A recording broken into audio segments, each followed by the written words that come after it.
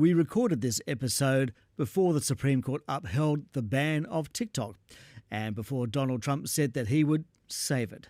But this episode is a roadmap to how we got here. 1 billion global users. Stop wasting your time. So the thing I keep...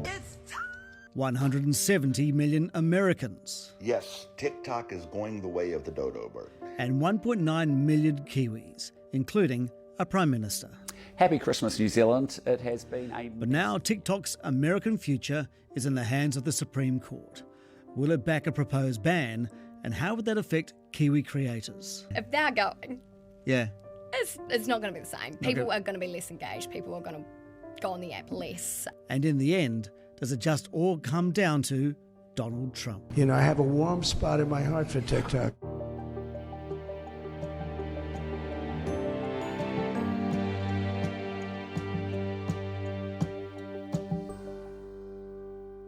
Welcome to the MBR podcast.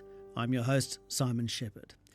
Continuous scrolling of short-form video has captured the arguably decreasing attention span of the world's younger social media users.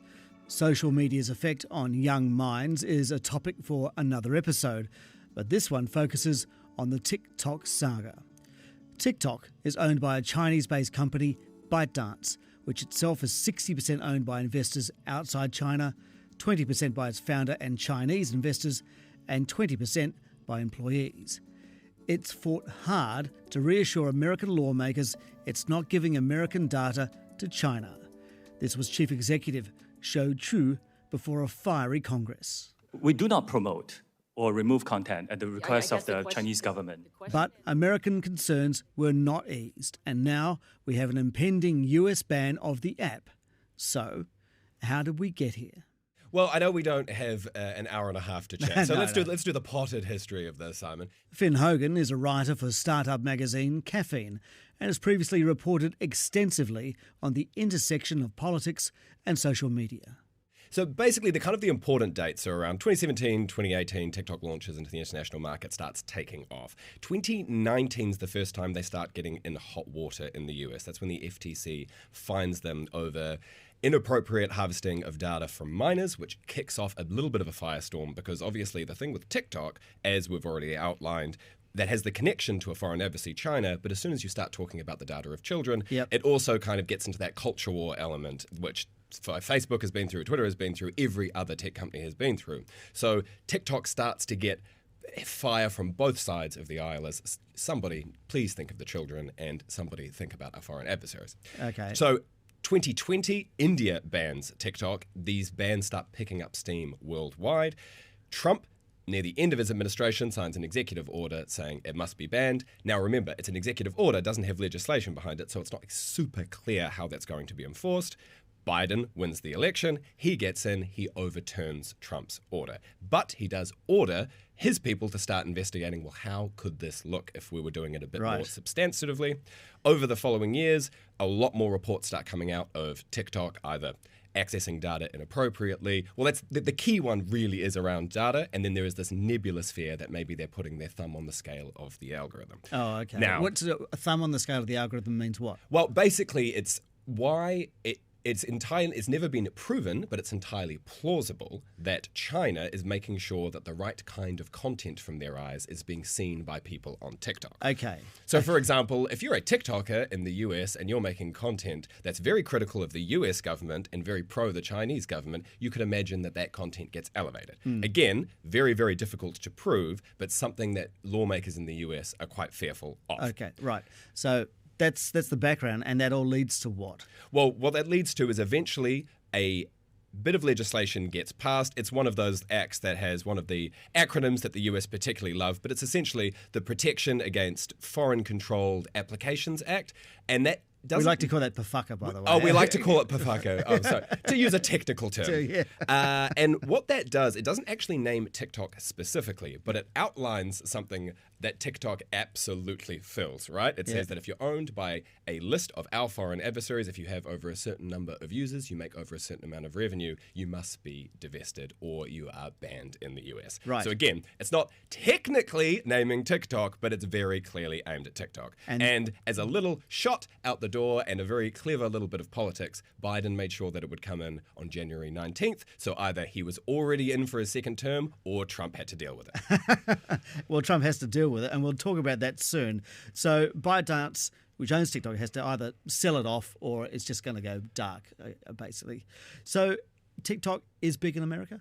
TikTok's huge in America. I mean, the numbers can be a little bit more difficult to pin down depending on who you believe, but it's definitely around 150 million users. A lot of those are a lot younger. So this is the demographic that both advertisers and politicians are trying to access constantly. Right. Most of those people are using it almost every day. Yeah. So an enormous amount of time is being spent on this app and it's generating an enormous amount of money. Right, yeah, and the Financial Times does estimate that last year 28 billion New Zealand dollars in ad sales on TikTok, so it is massive.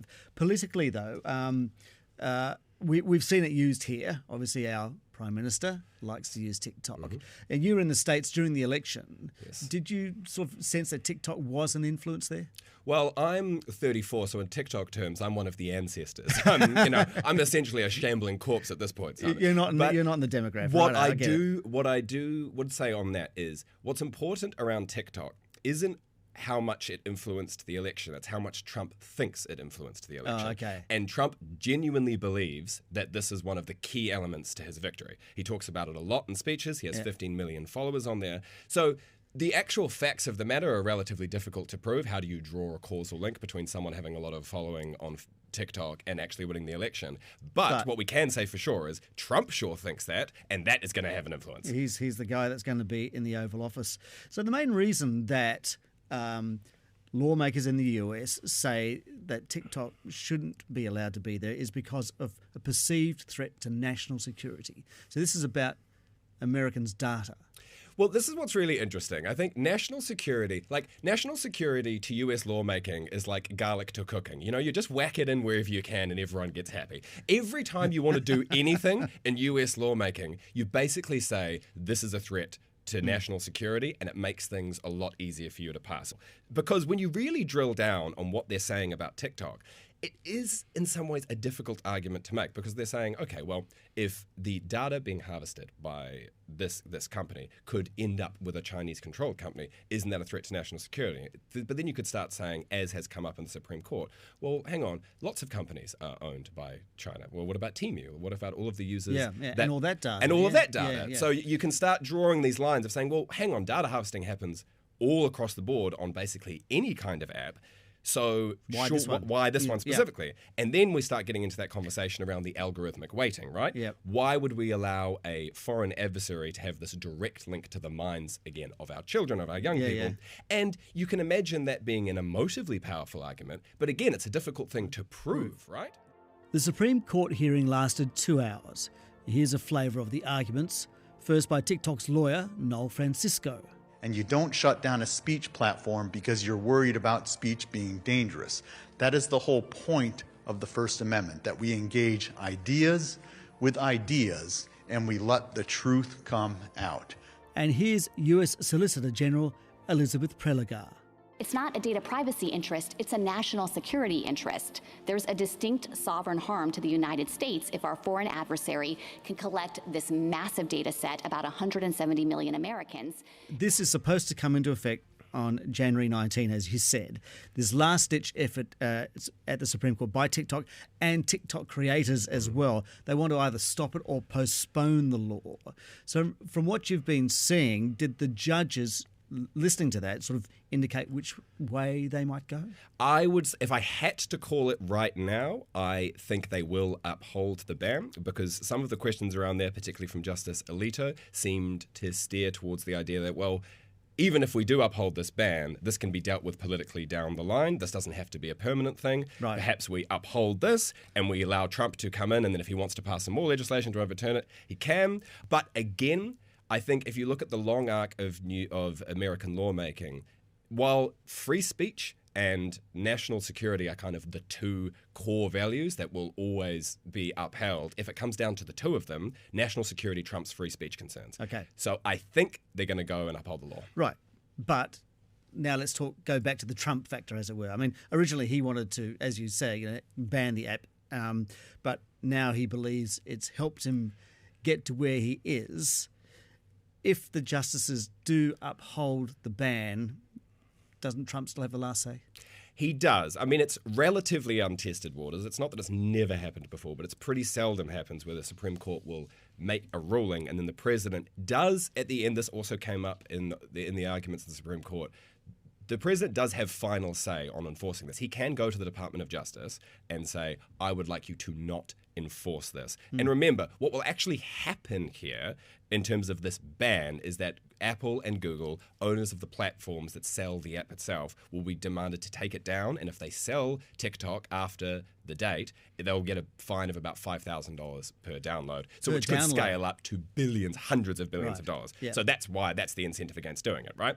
But there is the chance that after all of this, after this year-long saga, nothing happens. Literally nothing happens. And again, I think sometimes it's a little bit unclear exactly what will happen after the date, but it's very unlikely that it's going to be TikTok just shuts down completely. TikTok, it's not illegal to own TikTok on your phone. The law will be coming into effect to stop people downloading it. So there could just be a long, slow death of TikTok where it's no longer updated, but people who have it on their phone can still access it. And also, remember, we do live in a world where VPNs exist. I think a lot of people... Virtual private networks. Virtual private networks, where young people who are very familiar with doing this to get around certain content restrictions in the world. Streaming content. Streaming content restrictions, exactly. Right. I didn't want to say that, Simon, but if other people want to do that, that's their business. They will be able to do that as well. So it's not like an hammer's going to fall and then TikTok will be absolutely inaccessible completely. I think that's unlikely. At this point, you might be saying, well, that's all very interesting, but it's a US ban. Does it mean anything for Kiwi users? Well, there are roughly 1.9 million TikTokers in New Zealand, from comedians to musos, foodies, athletes, politicians, and those using it to make some money. If you are full-time content creation, I should quit my day job. Really? Really? You can make a lot It of is money. lucrative. Oh, very.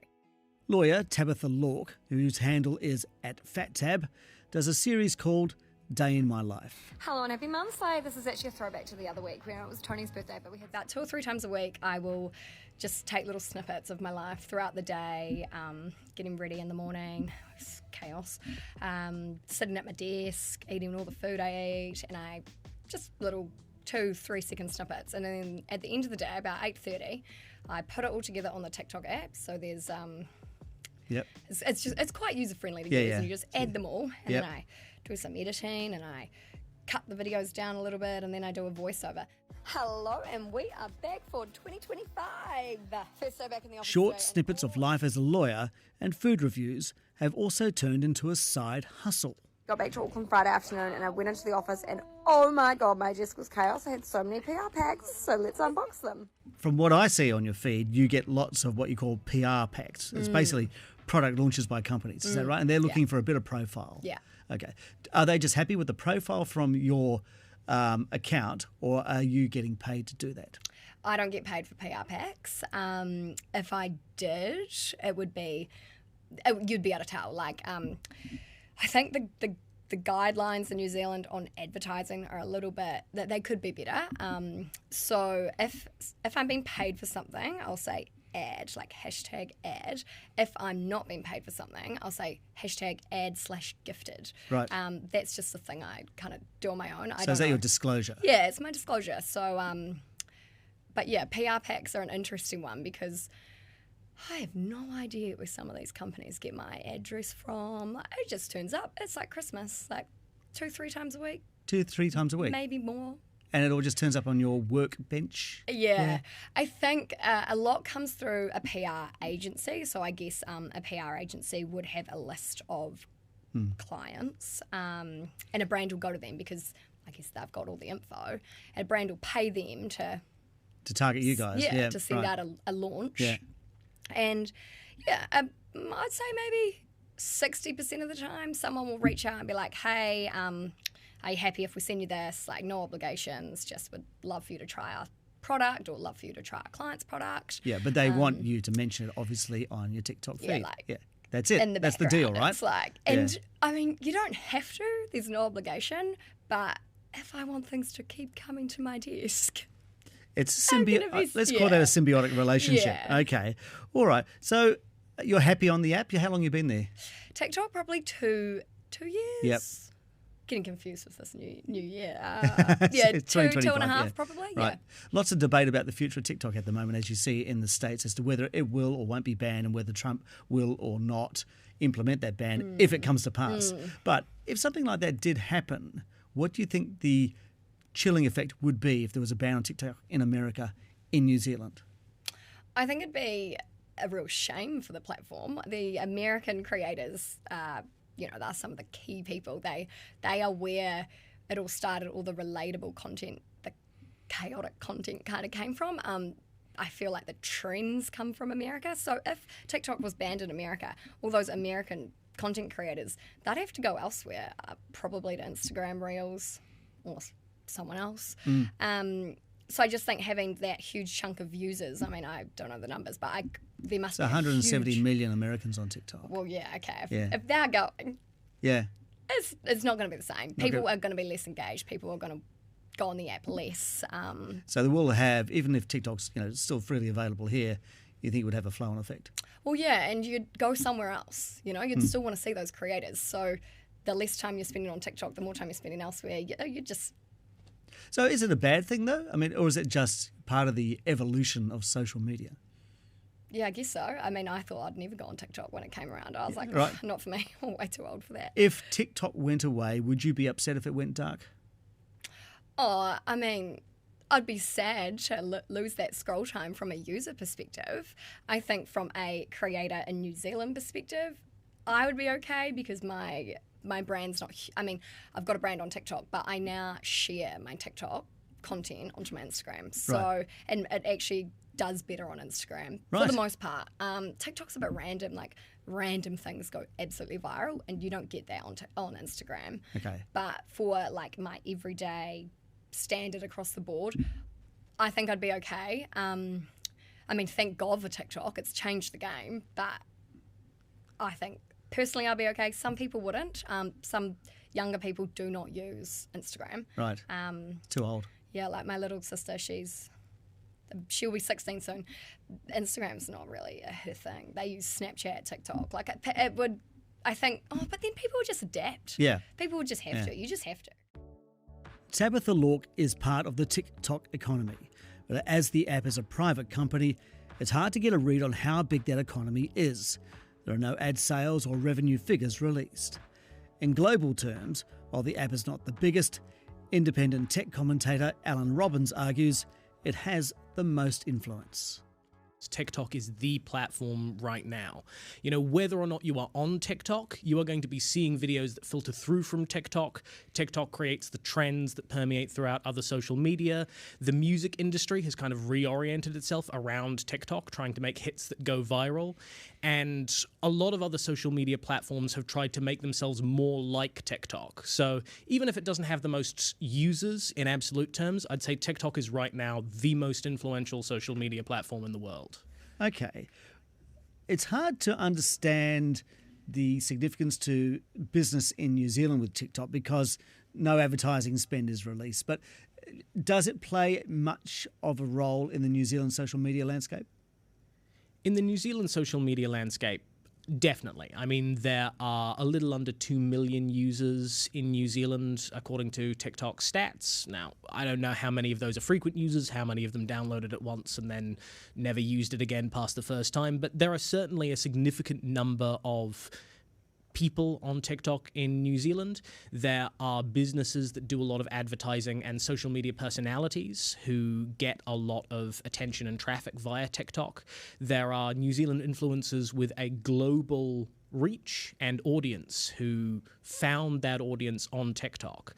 So domestically, probably if your business is largely domestically focused, it's not going to be that huge an impact because, if you're a New Zealander in New Zealand using TikTok, your experience doesn't immediately change. What happens is the platform starts to have new users in the high-value market of the US start to get cut off, and that'll probably choke the platform over time. So there will probably be an opportunity to pivot to these other platforms, see where the audiences are heading, and then follow them. But it is going to be an adjustment for anybody who does a lot of advertising or a lot of advocacy using TikTok as a platform. And we mustn't forget, of course, that there's been a lot of political campaigning on TikTok as well. I mean, it played a big role in our election, didn't it? Yep. It is impossible to say how much of an impact social media has on elections, but certainly there was a lot of discussion about it, and there were a lot of views of various political content on TikTok in the last election.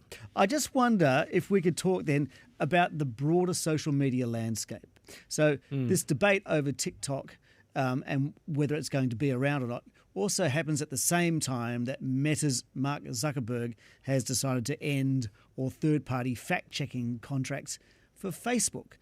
What do you take about what's happening with the social media landscape, particularly in the US, obviously? Well, it is shifting, and it was always going to shift. You know, the re-election of Donald Trump certainly has, I think, created a sea change, and part of ending that third-party fact-checking, and also Meta has announced that they're ending their diversity, equity, and inclusion programs and making various other changes that align them more, I guess, culturally with Donald Trump's Republican Party, kind of signaling to him that they are friendly actors in this space. All tech companies in the US are doing this to some extent. They are throwing gobs of money at Trump's inauguration. They are making signals like Meta has been making to indicate that they're going to be friendly to the new administration because, you know, nobody wants Trump, the new president, mad at them, and everybody thinks that they might be able to get some benefit if he does like them, as he has given out kind of his stamp of approval to platforms in the past. Now, with the banning of TikTok, if it goes through and is completed, that will be a big opportunity for US social media platforms. And I'm sure some of these moves are being made by people who have an idea of capturing some of those users and funneling them into their own platforms. In terms of wider movements that have been kind of in progress for a while, advertising on social media has long been the way that these platforms support themselves, but over time it has gotten less and less viable as a method of continued growth. And a lot of these platforms are looking at how they can monetize beyond the business strategies they've had in the past, and none of them really have a good idea yet. Well, maybe they have good ideas, but none of them have a proven idea that is something they can pivot their entire business to. And so I think even if TikTok doesn't end up getting banned and the landscape in broad terms stays roughly the same, you're going to see big shifts coming in years to come anyway, as everybody tries to figure out how they keep on making money on the internet with advertising slowly declining. Finally, a footnote to the TikTok saga so far. One report surfaced suggesting Chinese officials were considering selling TikTok to Elon Musk as a workaround, and it could be combined with his platform X.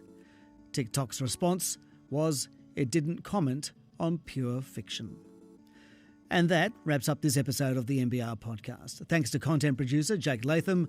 And for early access to new episodes every Tuesday and Thursday, subscribe at nbr.co.nz. I'm Simon Shepherd. We'll catch you then.